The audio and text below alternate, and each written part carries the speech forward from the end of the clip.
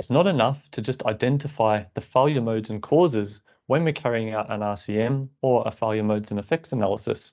As I spoke about in the previous videos, we also need to describe the possible effects and consequences of a problem. So in this video, I'm going to talk about the fourth question in the series, what is the failure effect? And as always, all in 2 minutes.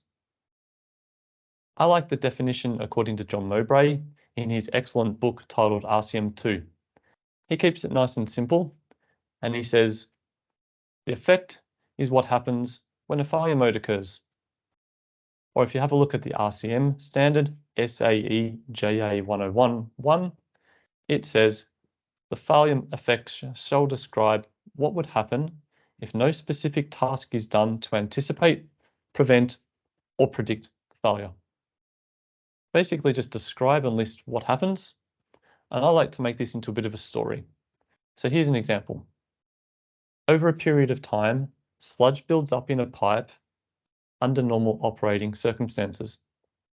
As the sludge depth increases, the flow is reduced and eventually completely blocks the pipe.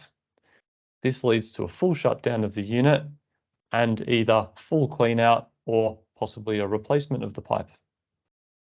But before we can determine what tasks we're going to carry out, we would need to look at question 5 in the RCM process. What are the consequences of the failure mode?